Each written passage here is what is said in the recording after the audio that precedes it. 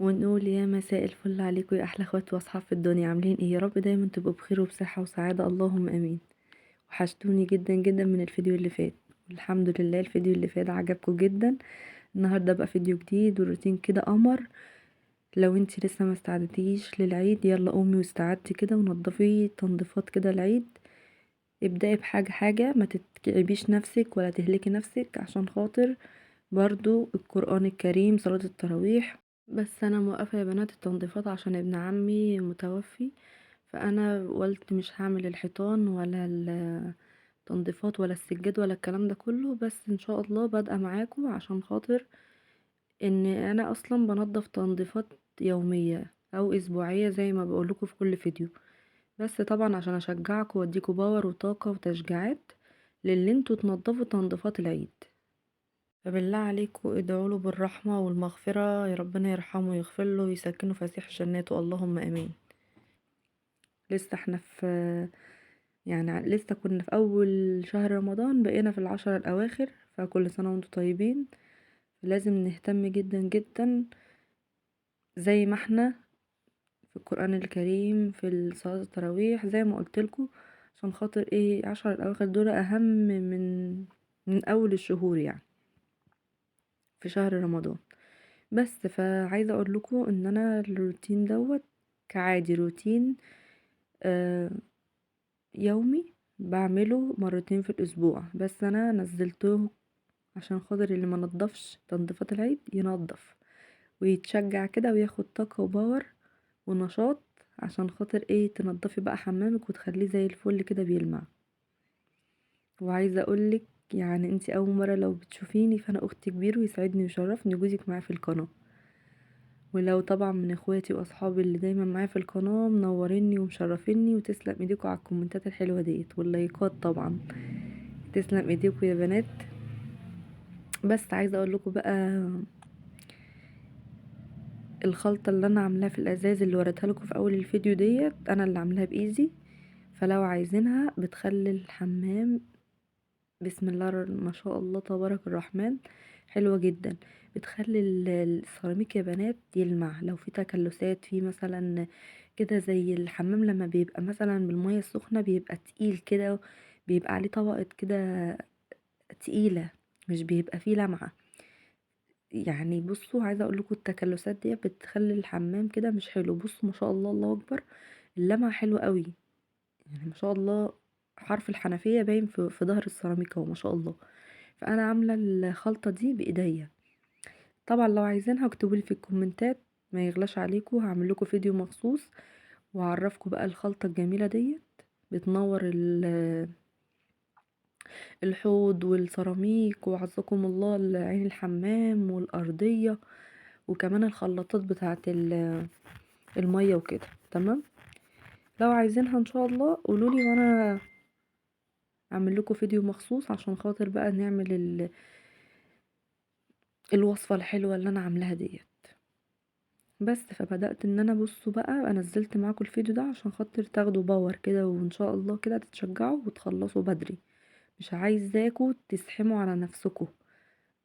عندك ولادك حاولي تنجزي حاجة في حاجة، برضو المطبخ برضو فيه خطوات كده بسيطة هوريها لكم. انا مطبخي بسم الله ما شاء الله نضيف، وطبعا انا موقفة التنظيفات عشان خاطر ابن عمي متوفي، فانا مش هعمل السنة دي ولا الحيطة الحوائط ولا هعمل السجاد والكلام ده كله، لا.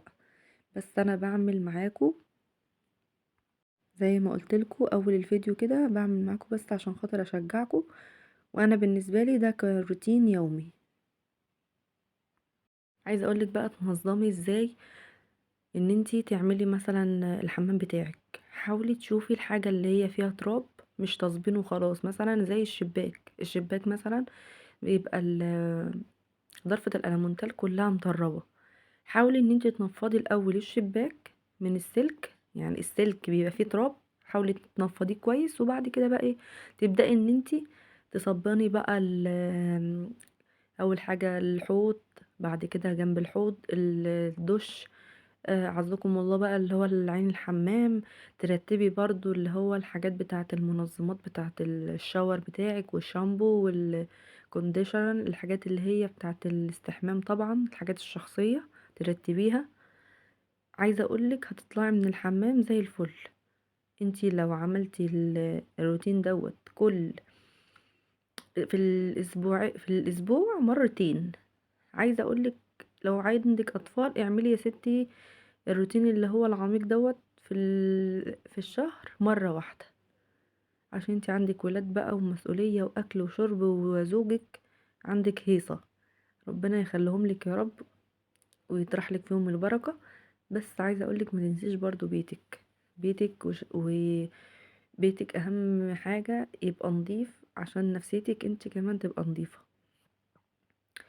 رغم ان الواحد مثلا بيبقى تعبان عنده مثلا ضغوطات، بس لما تقومي تنضفي مثلا حمامك تخلي مطبخك على طول دايما حواليك نظيف، انت كمان بتبقى نفسيتك واو.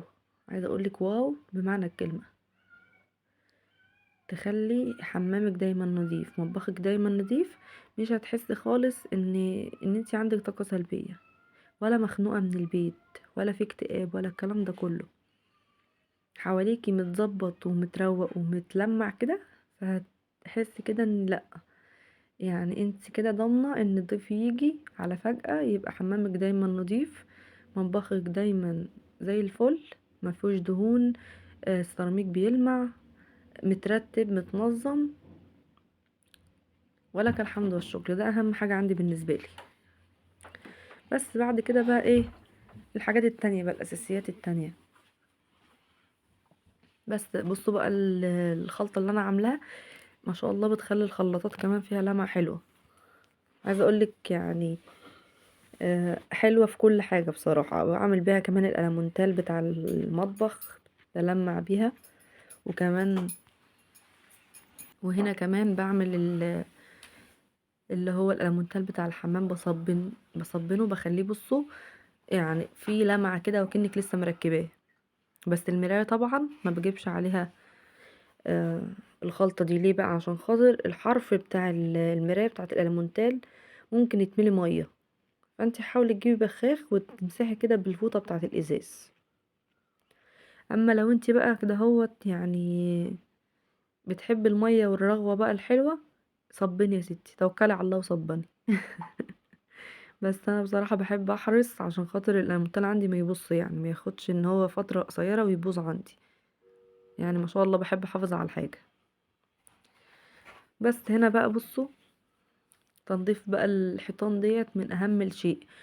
وانت بقى لو عندك الحيطان من فوق فيها تراب، حاولي ان انت بقى ايه، مش هتجيبي سلم بقى والكلام ده كله، هتجيبي اللي هي الموب طالعه جديده، او في حاجه رخيصه برضو. مش عايزه اقول لك الموب اللي هي الغاليه، في حاجه رخيصه كده بتجيبيها من عند بتاع الادوات المنزليه.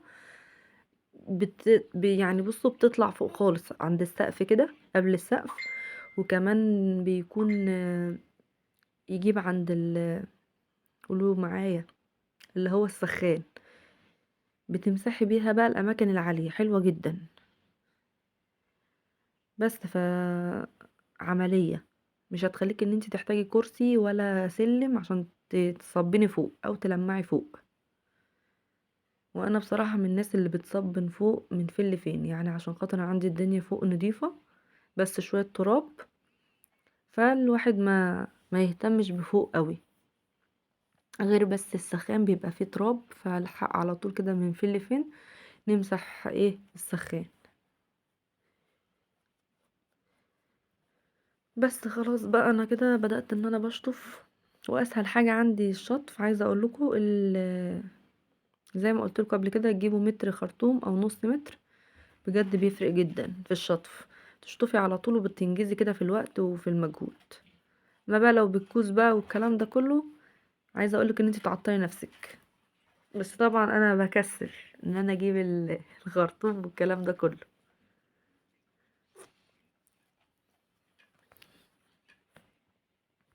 عندي خلطة تانية بعملها للدهون، بدل ما بجيب بقى السترس والحاجات الغالية دي على طول. بصراحة يعني عملتها وان شاء الله هجربها معاكم في المطبخ، جميلة. ترش كده على الدهون الصفرة اللي بتبقى بتاعة التحميرات والكلام ده كله، بتضيع الدهون ما شاء الله على طول. بعد كده بتصبني عادي بقى السيراميك، يعني مثلا ما بتجيبي السلكة بالفوطة كده. ان شاء الله باذن الله الفيديو الجاي، طبعا زي ما قلت لكم في اول الفيديو، انا مش بنضف تنظيفات العيد، انا بنضف تنظيفات كده اسبوعيه، عشان بيتي يفضل ما شاء الله نضيف وملمع كده وزي الفل، تمام، وما يتعبنيش. فاهميني؟ انا مش عايزه حاجه تتعبني، بس بحب انظم دنيتي كده، واكون ايه، حاجتي كلها ما تبقاش كده متوسخه، يعني اتساخ قوي، يبقى اتساخ كده بسيط، اعرف ان انا اعرف يعني ايه المه كده واسيطر عليه. بس فانتوا بقى ابدأوا بقى التنظيفات انتوا العيد، وانا ان شاء الله معاكم في التنظيفات اللي هي الاسبوعيه زي ما قلت لكم في اول الفيديو. هوريكم برضو تنظيم كده حلو، عشان خاطر ايه، ان انتوا تنظموا بقى ايه تنظيفات العيد. طبعا انا عملت التنظيمات دي معاكم برضو في رمضان، ان انا بنظم الحاجات اللي هو الدواليب المطبخ، والأجهزة طبعا اللي هي مثلا زي التلاجة لو متبهدلة بتروقيها بقى وتنظميها كده، لو الغسالة بتاعتك، البوتاجاز، الحاجات دي كلها دي الأولويات. بعد كده بقى بتشوفي برضو الحوائط لو عليها دهون فلازم تظبطيها. بس مش عايزة بقى ايه اخلص الفيديو في الرغي بقى، عايزين نشوف بقى الفيديو مشي لحد فين. هنا بقى الحمد لله وصلت لحد زي ما بقول لكم الشباك، ان انا بحب ان انا انفضه عشان خاطر لو غسلته السلك بيبوظ وما بيكملش معانا، فاحنا نطول عملية العمر كده ويطول معانا ونحافظ عليه.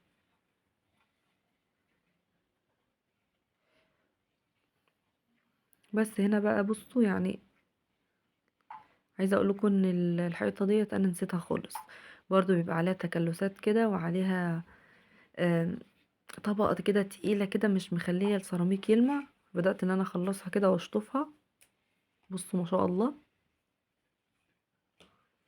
طبعا اكتبوني في الكومنتات كده تلميعة السيراميك ما شاء الله حلوه قد ايه.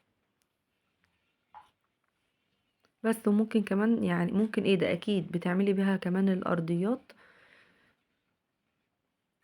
انتوا عارفيني بقى بحب ان انا ايه، يعني اصب تصبين كده حلو كده عشان خاطر ادي ريحة كده للحمام، وفي نفس الوقت يعني بتطلعي بقى اي بكتيريا في الارض، اي تلوثات.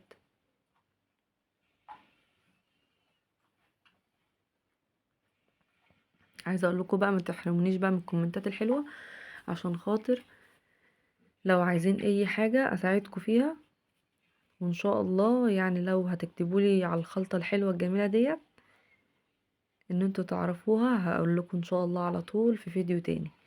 بصوا بقى اهم شيء بعمله ان انا بنشف بقى الخلاطات، بنشف الحيطه، الحوض.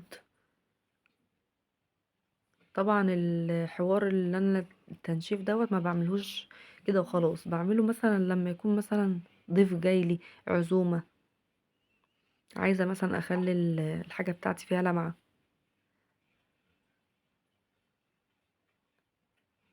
بس عايزة رأيكم بقى في الكومنتات واللايكات كتير بقى،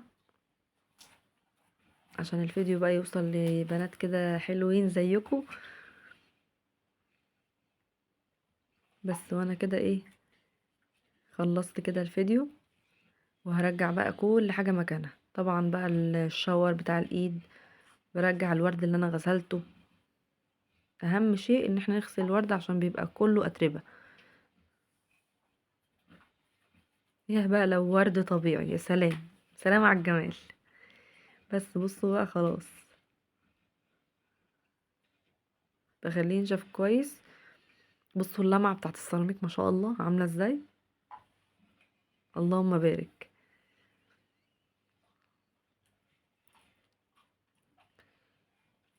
كده اكون خلصت الفيديو، واشوفكم على خير ان شاء الله فيديو جديد وروتين كده قمر زيكم. واشوفكم على خير يا احلى صحاب في الدنيا، مع السلامة، باي.